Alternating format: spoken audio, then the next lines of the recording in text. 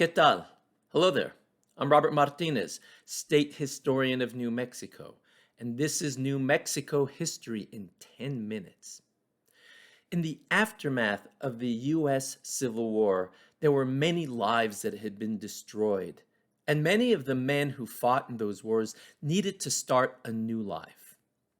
Some from the North went south. They wanted the spoils of war to get wealthy on the wreckage of the South, and many started to look west as a place of opportunity to start a new life and to get wealthy in places like Texas, California, Colorado, Arizona, and New Mexico.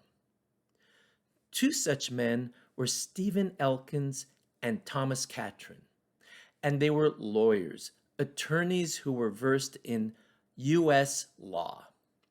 Well, they saw in New Mexico a real opportunity in land, but also cattle, railroads, business, and exploiting local populations for their gain, their wealth.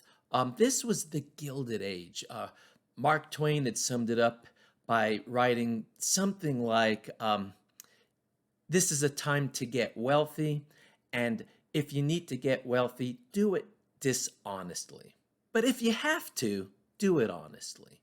This attitude was brought to New Mexico by people like Elkins and Katrin, and what they wanted to do was start a system where they could use the local political machinery to build their wealth and their power. So this started a movement of political and economic corruption in New Mexico's state government. This was the territorial period in the 1870s and 1880s. Now, they weren't the only ones who were doing this. There were many land speculators, attorneys, businessmen, politicians who were coming from back east to New Mexico to start a new life and to build estates for themselves. So what you start to see happening is this exploitation of land grants that had been established and given in the Spanish period and then in the Mexican period. So one of the main land grants that is the center of this movement is the Maxwell land grant. It's a huge land grant that after some political corruption and political favors that are being done for people like Katrin and Elkins, starts to establish a huge amassing of land that stretched from southern New Mexico all the way up into what is now Colorado. This group of men, who are mainly white Anglos from back east, but also included a few local Hispano businessmen and merchants, comes to be known as the Santa Fe Ring. The Santa Fe Ring is a system of politicians and businessmen and farmers, ranchers, who look at the railroad, at ranching, cattle, and land as a way of acquiring power. And it's done at the expense of the poorer people of New Mexico, the Hispanos, and the Native American people. Contracts are handed out in a very unethical way to certain businessmen to provide beef and vegetables for Apache, Native Americans, and other Native groups. And sometimes these goods were not delivered, or what was delivered was rotten and inedible. So these are examples of some of the things that were going on. Also, the acquiring of Hispano land grants through legal maneuvers that were quite different from what the local population were accustomed to under Spanish law and then Mexican law. So this leads to major acquisitions of land and wealth in a small group of people's hands, and a lot of stress and tension in local communities. Now, we need to understand that not everyone was on board. There would be tensions, especially in places like Colfax County and Lincoln County. For example, let's look at Lincoln County, where there will be eventually the Lincoln County War that will figure in New Mexico lore and history for decades to come, even centuries. This comes about because of a monopoly established by some of the businessmen who did dealings with the Santa Fe Ring, two Irish immigrants by the names of Lawrence Murphy and James Dolan. They establish a monopoly of land and goods in Lincoln County, and this system that they have in place is challenged by a British immigrant by the name of John Tunstall. This is a classic Irish versus British conflict played out on New Mexico soil.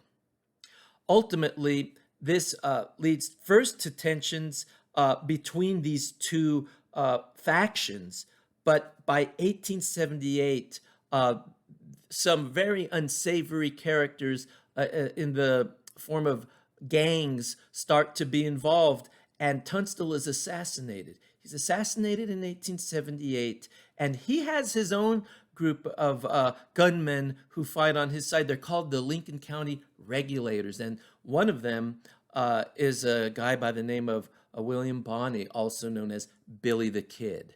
So this is one of the situations that really brings into focus the conflict, not just between Hispanos and white Anglo settlers in New Mexico, but even between settlers from back east vying for political and economic authority. Now, this Santa Fe Ring, which has infiltrated the Republican Party in New Mexico and the state government, is very powerful, and its influence extends throughout the state. One of the things that ultimately will happen is that the Santa Fe Ring will be challenged by other settlers from back east, but also local Hispanos and other groups who want to challenge this corruption. Now, let's take a moment to think about this. Some of the dysfunction that we see in New Mexico state government in the 20th century can be traced back, well, first to Spanish times, when you had governors appointed by the viceroy in Mexico City. And usually these were men from Spain, and it was almost part of the system that they had to come here and build their wealth on the back. They had to come here and build their wealth on the backs of this system of Spanish governors appointed by the viceroy in Mexico City included an aspect of building their wealth on the backs of local native peoples and mixed blood Hispano settlers. And there was corruption involved in that system, favors, who you knew, politicians, both local and from the outside. So there's that aspect of Spanish local government in New Mexico that endures. And then it continues to a certain extent into the Mexican period, where military men were assigned to New Mexico to impose taxes and to also acquire wealth locally. But we also have to look at this system of corruption brought by the Americans, because it's not just Katrin and Elkins that are doing this all on their own. They're very aware of local law and how to manipulate the local legal system to their advantage to acquire land, especially the common lands that were very much a part of Spanish and Mexican land grants, but were not part of British or American land law. So they took these lands legally and illegally and established a system that in a way is still with us. We're still having debates and legal wranglings over land grants stretching back centuries. And this system established by the Santa Fe Ring, the system of corruption, is part of the problem, and it's still with us today. So the Spanish, Mexican, and U.S. systems contributed to these corrupt activities by the Santa Fe Ring. The national government had a role to play in it as well, because you had the federal government involved in these legal systems that the Santa Fe Ring members were exploiting and utilizing. The Santa Fe Ring by the 1890s starts to fall apart. Their influence wanes. We'll see later on, I'll talk about the Lincoln County War, and we'll see what happens there and what happens with this guy named Billy the Kid. That's his nickname. But for now, I just want to end this episode with the idea that the Santa Fe Ring ultimately is no longer in existence, but its influence will continue for another 100 years. Thank you. See you next time. Adios. Goodbye.